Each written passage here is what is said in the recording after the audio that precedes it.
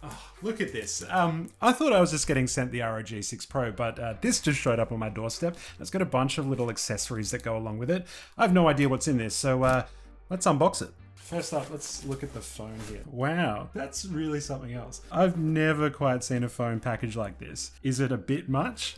Absolutely, but that's what this phone's all about. Is that a fan? That's a fan. Ooh, a case, screen protector, and finally, what's this? Wow, that's sick. That's very cool. It's like the Nintendo Switch. That's cool. Boom. There's so much cardboard in this. USB cable. Alright, boom.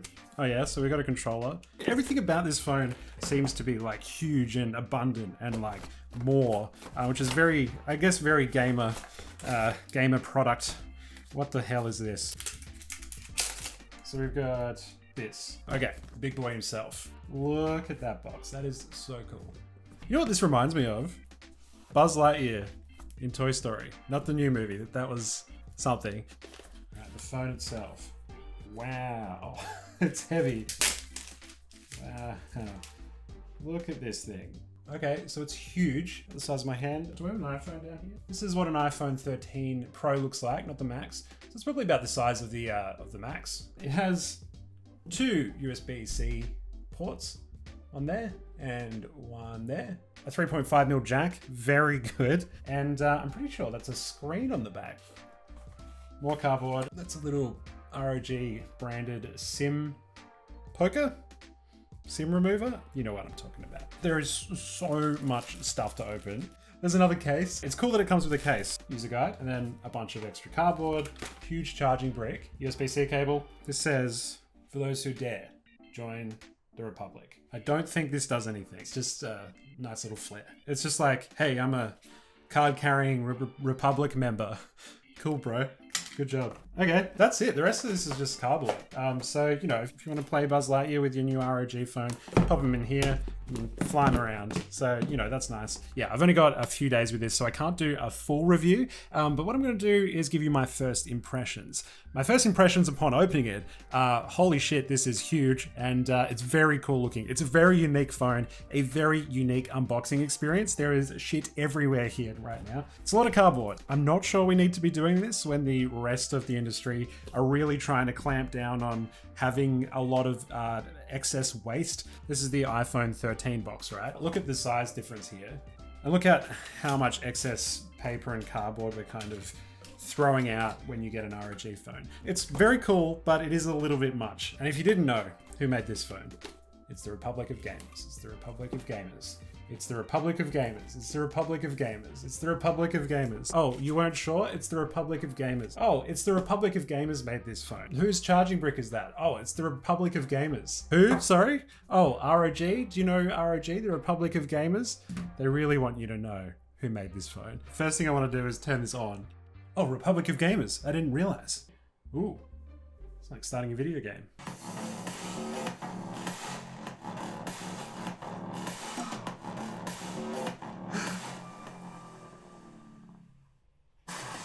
Oh, I mean, gamers do love dubstep. Let's go.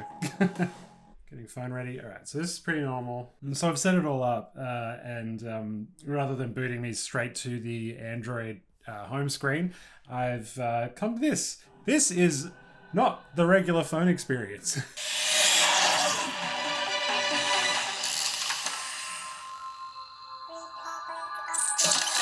Just in case you weren't sure, Republic of Gamers phone.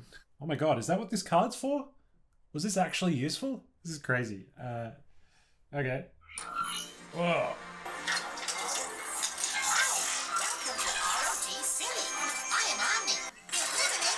What the hell?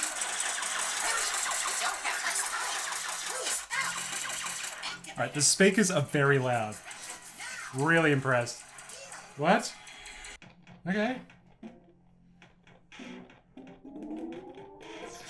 I just wanted to make a phone call. Oh, okay, detecting a face, yep. What the fuck is this? Oh, that's a good one. Oh, that one has like digital horns. Oh, Republic of Gamer logo, gotta have that. I like the one with the horns. Why not? Yeah. Look, I'm impressed. Every time I set up a phone, I'm like, oh God, got to set up another phone for review. But this one, you know, it surprised me. There's dubstep, there's gaming, there's robots. Man, if you enjoy novelty, this thing has you covered. Initial thoughts? This is a very specialized phone. I don't think it's going to be for many people, but it is very cool.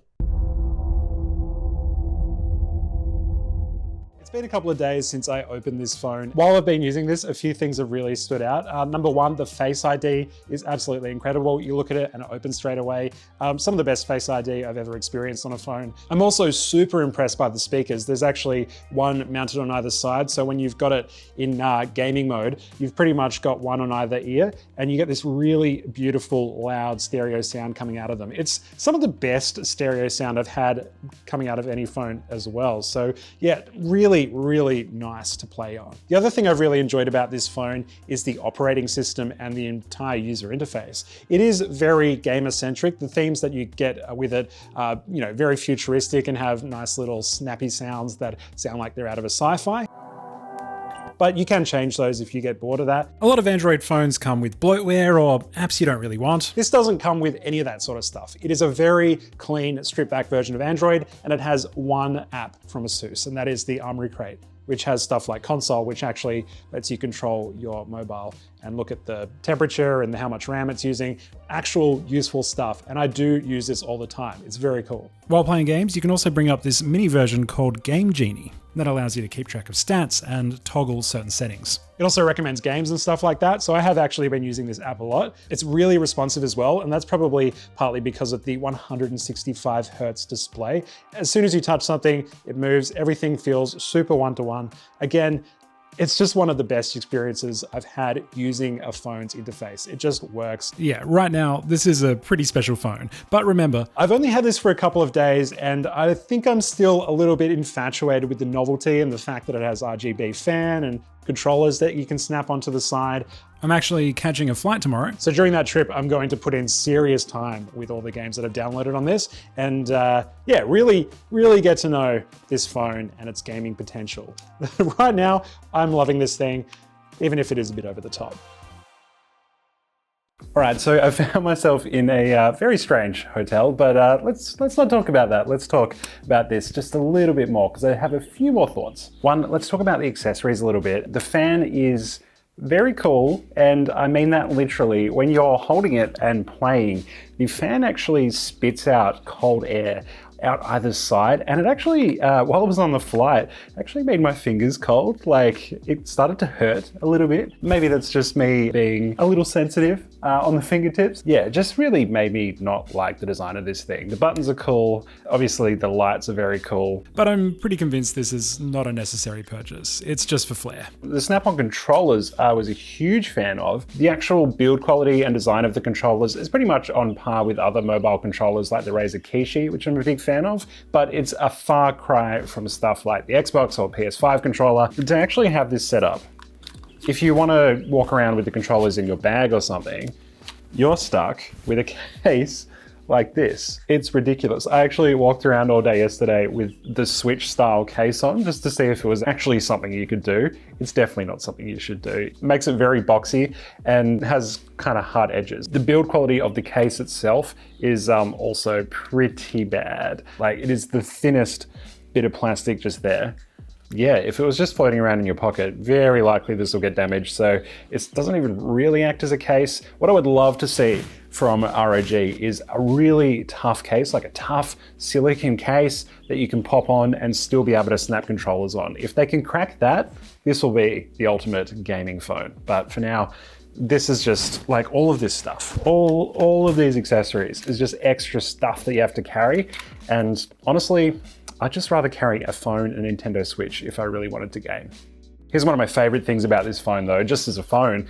The battery on this is ridiculous. It kind of has to be able to run all of these accessories. These all chew power from the device itself. It is two 3,000 milliamp hour batteries. That's why you're able to charge it twice at the same time. It's actually two separate batteries that connect together. And that's a total of 6,000 milliamp hours, which is the most out of any phone I've reviewed this year. Again, I've only had this for a few days, so I haven't actually been able to fully test it. But while I've just used this as a phone, the batteries barely tick down, and that is very, very good. If you turn on X mode, which unlocks all the amazing specs in the backlighting, the battery begins to drop a lot faster. But during normal use, you can set it to ultra durable and be pretty safe knowing your mobile won't run out of juice. But the crazy thing is, even if you do run out of batteries, you've got a 65-watt charger in the box, and that charges this up with just one cable. You don't have to be doing the whole double plug thing. That'll easily get you to full charge in under an hour. And that is just so useful. So yeah, this is a phone that'll never die on you. And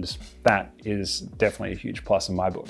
Now, I normally love talking about cameras on a phone, but I haven't spoken about it too much with this one because, well, A, I just haven't had enough time with it, and B, they're actually kind of disappointing. So you've got a wide, ultra wide, and macro on the back here. One, this is a very expensive flagship phone, and I'm always a little put off when they don't come with telephotos. I feel like that's kind of one of the things that you expect with flagship phones now, and this doesn't come with it, which is kind of disappointing. I think the best way to describe the 3 cameras it does have are they're functional. They get the shot, but there's not a lot of detail to be had. The photos you can get out of this really aren't reflective of the price when you compare it against most other phones in this price range. Okay, I feel like I'm being a little negative about this phone today, but that is just totally not the case overall. I absolutely adore this thing. It's just so over the top and cool. I'm still infatuated with it, but I wouldn't buy it. If you have a lot of nerdy friends who kind of geek out about specs or just like the customizing of gaming stuff, they'll absolutely love this, and you will be cool for maybe a day. I don't think that the cred kind of carries over after people have seen this once. So you're really gonna have to buy this for yourself if you are really into this sort of stuff. The main reason that you would buy this is because you are a card-carrying member of the Republic of Gamers. You are a huge gaming nerd and you want the best phone to play video games on. The question is, what are you playing on Android that requires this much power? I must admit, I'm not a huge Android gamer, so maybe I'm missing the point, but I just don't see a lot of games that actually require this amount of power. A lot of the games that I tried on this have been optimized to work on lower end specs so they can play on everything. Now this does run stuff very nicely, everything looks really good, but it's not like crazy console quality. I'm still getting better stuff out of the Switch. Yeah, it just kind of feels like overkill on a platform that just isn't very good at games. Maybe I'm wrong. If you're a big Android gamer, please tell me in the comments that I'm wrong. I would love to know, but yeah, based on what I've seen, there's just nothing I want to play on this. And that is so frustrating because it is so cool. Anyway, I'll leave it there. I have to go give this back. If you're in the mood for an Android phone that is pretty much as expensive and gimmicky, but has a different kind of gimmick, check out my S22 Ultra review here. And if you're in the mood for more gaming, I still think the Nintendo Switch, even though it has lower specs than this, is just still the king of mobile gaming, even 5 years later. So check out which Nintendo Switch you should be buying right here. Thanks for watching. Hope you enjoyed, and yeah, I'll see you soon.